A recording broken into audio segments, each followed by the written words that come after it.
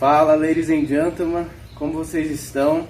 Hoje eu estou aqui com o espetacular Homem-Aranha, não, é o Mel, filho de Deus, pastor, fundador do Aero Movement e também da Escola do Espaço das Águias. É isso aí, a gente tem algumas perguntas, a gente quer começar falando aí, como que eu posso falar e ser ouvido por alguém? Bom, isso é um desafio, falar e ser ouvido tem a ver com o seguinte: primeiro, quando você fala uma verdade, quando você comunica algo que tem a ver com você, com o seu interior, é mais fácil as pessoas te ouvirem, porque você está falando a verdade. E quando você comunica a verdade, as pessoas te ouvem como quem tem autoridade para falar. Eu acho que o primeiro ponto para você falar e ser ouvido é falar a verdade que você carrega. Mas na questão de você ter influência a ponto de falar e as pessoas prestarem atenção no que você está falando, é você ter certeza da mensagem que você recebeu, é você estar firmado naquilo que Jesus falou para você. E no dia a dia, falando no normal, eu acho que é o seguinte: seja claro na sua comunicação. Eu não sou o cara mais top nisso, né? Às vezes eu falo e as pessoas ficam, o que esse cara tá falando? Mas eu tô aprendendo a simplificar cada vez mais. Então, se você for claro, se você for simples, se você for verdadeiro, as pessoas vão te dar ouvido ou não. Nem todo mundo deu ouvido para Jesus. Mas hoje a gente vê uma geração dando ouvido para ele, né? As pessoas que deviam ouvir, no final o crucificaram. Mas aqueles que realmente o ouviram têm trazido até hoje esse legado. Então, na verdade, preocupe-se em falar, preocupe-se em saber como a pessoa está recebendo o que você está falando, preocupe-se no sentido de esteja atento e seja verdadeiro, seja claro, seja simples. Acho que se pegar esses pontos, as pessoas vão te ouvir. Discernimento também, né? Uhum. A gente está falando no contexto da igreja. Sim. Então, qual a diferença entre vocação e chamado? Show de bola, eu amo essa pergunta. Olha só. A gente precisa entender muito bem quando se trata de chamado, porque durante muito tempo, Du, a gente ficou naquela pegada de qual é o meu chamado? Qual é o meu chamado? Eu preciso conhecer qual é o meu mistério, preciso conhecer quem eu sou e tal. E isso é muito importante, por quê? Porque o corpo de Cristo ele é formado por pessoas que entenderam quem são, e por entenderem quem são, vão para determinada atuação, determinado lugar, e assim se completa o corpo. Aí não tem nariz querendo ser boca, olho querendo ser ouvido, cada um sabe o que é. Mas aonde eu descubro quem eu sou? Eu descubro quem eu sou pelo seguinte: a gente está aqui diante de uma árvore, né, da moreira. Sim. E aí Jesus também se compara com uma árvore em João 15. Ele fala: eu sou a videira verdadeira, vocês são os ramos, né, e sem mim vocês não podem dar fruto. Então a gente pode dizer o seguinte: como é que eu vou exercer o meu chamado? Bom, se a gente for entender chamado no sentido real da palavra, né, a primeira menção de chamado foi lá no Éden, quando Deus chamou, ele chegou e ele chamou por Adão, dizendo: onde você está? Aquilo ali foi a primeira menção de chamado. Sim. Nós precisamos entender que o chamado é Deus convocando o homem para um relacionamento. A gente estava conversando sobre isso, sobre disciplina espiritual, secreto. O papo estava muito bom. E é isso, a gente precisa entender que chamado é Deus chamando o homem para conhecer Jesus. É para isso que ele está nos chamando, para cada vez mais crescer no relacionamento com Jesus, em intimidade com Jesus, em saber quem ele é, porque na verdade tudo que nós somos é resultado de quem ele é. Os 5 ministérios estavam em Jesus. Se você estiver em Jesus, você vai descobrir quem você é. Todos os dons estão em Jesus. Se você estiver em Jesus, você vai descobrir o que você tem que fazer. Mas não é sobre o que temos que fazer e não é sobre os ministérios que nós temos para exercer. Porque na eternidade nós não vamos ter ministério. Na eternidade nós não vamos ter dons. Não vai ser necessário essas coisas, porque todas as coisas já vão ter sido completadas. Né? Agora na eternidade nós vamos ter uma coisa: o conhecimento de Cristo. E se nós já podemos fazer hoje a tarefa da eternidade, que é conhecer mais Jesus, que é refletir Jesus, que é viver amor, viver comunidade, viver alegria. Uma coisa que nós vamos ter no céu é isso: alegria, comunidade, amor. Então já vamos antecipar o reino do céu. Eu acho que é por aí. Chamado. Vocação é o que você descobre no chamado. Sim, né? é o que eu faço depois. O que eu faço depois de eu ter cumprido o meu chamado e de estar cumprindo o meu chamado, que é estar com Jesus. E aí o que acontece? Quando você vai para ouvi-lo, toda vez que você ouve, ele te dá uma voz.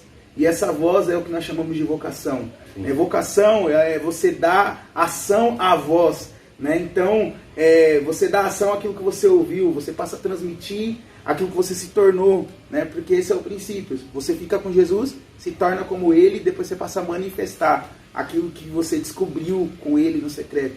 Mas não é sobre fazer para ser, não é sobre querer cumprir o tempo todo o chamado e tal. É principalmente sobre você querer conhecer Jesus, é assim que eu entendo. Sim, sim. Eu tô na terceira pergunta agora, já vai curtindo aí, dando like. Esse é o Mel, que é um cara incrível, eu amo ele demais. E a gente estava comentando aqui, ele falou sobre estar com Jesus, mas também a gente está com o corpo de Cristo, sim, em unidade. Eu acho que isso é muito importante, porque senão você também morre, né, sem estar com a sua família ali, porque a gente sabe que o IBGE lançou uma pesquisa que existe muitas pessoas afastadas do corpo de Cristo, os desigrejados, né? E eu gosto sempre de bater nessa tecla. A gente, mesmo que a gente seja confrontado, mas a gente está com nossos irmãos, né? Porque é assim que a gente cresce no corpo. E também quando a gente está desanimado, às vezes a gente está ouvindo muito a nossa mente, não está ouvindo tanto Jesus, que nem eu hoje mesmo eu vim aqui na Casa do Mel para a gente estar comentando, para mim também tirar forças. E é assim, isso é o corpo de Cristo, né? Quantas vezes o Mel também esteve mal e a gente sempre trocando experiências. Exato. Isso é muito importante. Eu acho que isso é reino, né? A gente entender família e entender que um ajuda o outro e um fortalece o outro. Mas se alguém estiver distante, por mais tenha sido ferido, por mais tenha passado por problemas ou está desigrejado, decidiu não fazer mais parte, né, de uma estrutura, de uma instituição, nós vamos dizer, nós entendemos você. Nós entendemos a dor, sim, que você sente. Por sim, quê? Porque não é fácil, às vezes a estrutura é injusta, às vezes a estrutura é pesada, às vezes a estrutura trabalha mais na lei do que na graça, a gente entende tudo isso. Mas existe ainda uma família espiritual, existe ainda um remanescente, existe ainda aqueles que querem viver família, querem viver reino. E eu oro para que todos aqueles que estão desigrejados, né, o meu coração tem queimado muito por isso, todos aqueles que estão desigrejados encontrem um propósito. Inclusive, nós vamos começar aqui na igreja um projeto de domingo à noite, né, que é justamente para focar nos desigrejados, né, um projeto que vai atrair novamente, vai trazer novamente, temos orado por isso, pessoas que estão afastadas de alguma forma e elas vão ser amadas, vão ser abraçadas, né, para esse novo tempo, porque eu creio que Jesus quer fazer isso, né, ele quer resgatar as ovelhas que se perderam, e que se perderam talvez por erros humanos, talvez pela própria alma que não se deixou ser tratada, mas enfim, sozinho não rola, não dá, né? Não dá. É impossível. Eu tenho 7 pontos, vamos pro terceiro. A terceira pergunta é: como demonstrar serviço pro reino sem entrar no ativismo? Só fazer o que vê o pai fazer. Você tá lá no seu chamado. Essa resposta foi... Você tá lá no seu chamado. Você tá exercendo o seu chamado, conhecendo Jesus. Só faz o que o amor te delegar. Amém. Você nunca vai ser ativista quando você só fizer o que o amor te delegar. Só isso. E agora, o que é o Evangelho? O Evangelho é o poder de Deus para a salvação. Boas notícias. O Evangelho não é um bom conselho. O Evangelho não são regras e princípios. É muito mais profundo que isso. O Evangelho é Deus vindo e mudando completamente o homem porque Ele quis, sem que o homem participe do processo. A parte do homem é apenas acreditar numa obra consumada. O Evangelho é: você foi salvo pela graça. Isso não vem por meio de obras, isso é pela fé. O Evangelho é Jesus justificando o pecador. O Evangelho é nós dizendo para as pessoas, o que está escrito lá em 2 Coríntios 5,19. Deus não leva em conta os pecados dos seres humanos, antes quer se tornar amigo deles. E por que isso? Porque Deus sabe, Jesus sabe exatamente qual é o processo das coisas. Por que que ele quer tirar o que impede a amizade, que é o pecado? Ó, o avião. Morar atrás do aeroporto da nessas, tá olhando? Beleza. Pra quem trabalha no aeroporto isso é comum. Pra quem mora do lado também. Não é? Então, olha só, Deus não leva em conta o pecado dos seres humanos, antes quer que eles se tornem seus amigos. O que é essa mensagem? Essa mensagem é a mensagem que Jesus nos deixou, o Evangelho da reconciliação. Essa é a nossa mensagem. E Paulo fala assim, a nossa tarefa como embaixadores é dizer para as pessoas, Deus não está levando em conta a sua vida de pecado, que você está vendo até aqui. O que Ele quer é que você se torne reconciliado com Ele, que você tenha paz com Ele de novo, que você descubra que Ele te ama, que você descubra esse amor que Ele tem por você, porque aí você vai se tornar amigo dele. E olha o que Jesus fala, você é meu amigo se você faz o que eu mando. E não é uma questão de, se você faz o que eu mando, você é meu amigo. É mais ou menos assim. Você se tornou meu amigo. E quando você se torna meu amigo, você já não é mais servo. O servo não sabe o que faz o seu senhor. Como amigo, você sabe o que eu faço. E se você descobrir o que eu estou fazendo, cara, você vai querer participar disso. Se você descobrir o que eu estou fazendo, você vai querer fazer parte. E você vai querer fazer tanto parte, que o que você precisar abandonar, e tudo que você precisar me obedecer, você vai obedecer, porque você entendeu o propósito. E quando você entende o que Jesus está fazendo no mundo, quando você entende o que Jesus está fazendo nesse tempo, você quer abandonar tudo, você quer largar sua vida, você quer abandonar os prazeres, você quer abandonar sua forma de viver, porque você encontrou algo muito melhor, quer ser amigo de Jesus. Você encontrou algo muito melhor, então ele não leva em conta os pecados, antes ele quer ser seu amigo. Quando você se tornar amigo dele, os pecados sair é consequência, o evangelho é poder de Deus para a salvação, e não bons conselhos ou boas condenações. Você acha que se Judas ele tivesse arrependido, o Judas o traidor, pessoal, Jesus teria perdoado ele? Mano, eu não tenho dúvida disso, né? Eu não tenho dúvida disso, porque a gente sabe que Jesus é o próprio perdão, né? Jesus mesmo chamou de amigo. Ele não levou em conta o pecado de Judas, ele chamou ele de amigo. 2 Coríntios 5,19 se cumprindo ali na cena de Getsemane. Jesus mostrando qual é o caráter dele. Judas tinha acabado de cometer a mais infame traição contra Jesus, e o resultado foi Jesus chamando ele de amigo, assim como Deus, lá no primeiro pecado, na primeira queda, ele foi até Adão, ele foi até o encontro, ele continuava esperando o filho dele para se aproximar. Foi Adão quem fugiu, assim como foi Judas quem fugiu.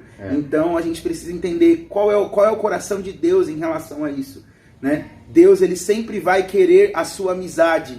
Enquanto isso você está querendo mostrar para ele o quanto você é indigno, pecador, sai dessa, cai para a amizade que você vai ser transformado. Até Pedro, né, o negou 3 vezes e mesmo assim, Jesus ali, quando ele ressuscita, vai lá, avisa lá, principalmente, tipo assim, a Pedro também, né? Sim, e o interessante é que depois do pecado de Pedro, né, Jesus chega e pergunta para ele, Pedro, você me ama? E ele pergunta assim, você me ama com amor incondicional, Pedro? E Pedro responde assim, eu te amo como um amigo. Aí ele pergunta de novo, né? Ele fala, apacenta minhas ovelhas. Então, ó, se você me ama e me conhece, eu te dou uma vocação. Entende? Aí depois ele fala assim, Pedro, tu me amas de novo com amor incondicional? Aí Pedro responde, te amo como um amigo. Ele falou, então apacenta minhas ovelhas. Aí depois ele desce o nível e pergunta, Pedro, você me ama como amigo? Naquele momento Pedro olhou para ele e viu que por ele ainda estar com o coração condenado, ele não estava conseguindo ser amigo de Jesus. E aí na hora caiu a ficha e ele falou, Jesus, tu sabe tudo, tu conheces o meu coração. Naquele momento a amizade foi reatada e ele conseguiu entender que só sendo amigo de Jesus e deixando os pecados de lado, ele entendeu que Jesus estava deixando os pecados dele de lado. Jesus não falou de traição com ele, não falou nada. Ele simplesmente perguntou, você me ama e você é meu amigo? Uou. É essa a pergunta que incrível pra gente. Isso é evangelho. Ah, meu, Jesus é incrível. Bora, droga. Existe uma outra pergunta, entrando nesse quesito de pecado, existe diferença entre pecadinho e pecadão?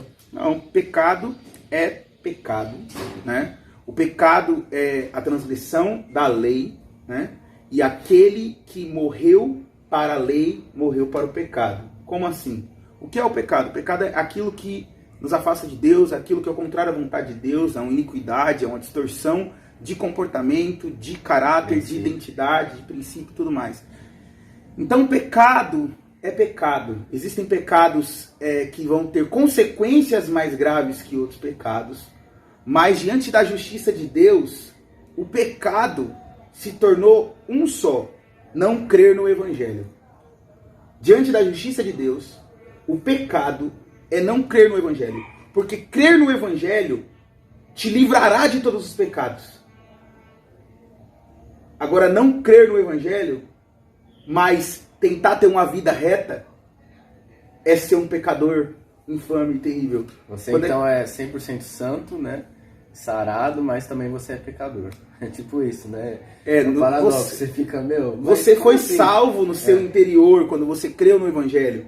Você foi salvo por dentro, porque Jesus está habitando em você e você é uma nova pessoa. Mas a nossa alma e o nosso corpo, ele continua com as consequências do Adão caído. Então, a gente vai renovando a mente pela palavra, isso é diário, e a gente vai dominando sobre o nosso corpo enquanto queima por Jesus, porque a nossa carne não é uma maldição, a nossa carne é uma bênção, mas a vida que nós vivemos na carne, nós vivemos agora na fé do Filho de Deus. Nós não vivemos mais por nós mesmos. Então, a carne ela pode desfrutar, entendeu? Agora, a gente também pode exagerar na carne, como, por exemplo, por isso que eu estou gordinho aqui por enquanto, porque agora eu estou governando sobre essa área e eu vou poder desfrutar com governo e sabedoria. Mas a carne, ela pode tocar nas coisas e ter experiências humanas, porque se a gente fosse só espírito, não teríamos, então é uma bênção. Jesus veio em carne, isso foi uma bênção. A gente só precisa aprender a dominar. Mas existe pecadinho e pecadão? Não, existe pecado. E o pecado principal é não crer no Evangelho. É isso que eu creio. Nossa, fez muito sentido. Agora eu tenho uma pergunta longa. Como lidar com as diferentes doutrinas da igreja? Tanto católica ou evangélica. Tem cristãos que acreditam no sobrenatural e outros não. Tem igrejas católicas que são carismáticas e outras não. Cara, aí você pegou um ponto muito, muito peculiar, porque a gente precisa entender, vamos lá, eu vou responder primeiro e depois a gente comenta. Tá. Maior é o que nos une do que o que nos separa. Sim. Nós temos uma fé em comum, que é a fé em Jesus Cristo, né? Que é a fé no retorno dele. Se a fé estiver embasada lá em Hebreus 6, né? Que no arrependimento dos pecados, né? Na fé em Deus, nos batismos, imposição de mãos, ressurreição dos mortos e juízos eternos. Se a fé estiver baseada nisso, ótimo. Nós somos a mesma igreja, apesar de crer em alguns pontos diferentes. E quais são os pontos que mais pegam? Geralmente é a questão do...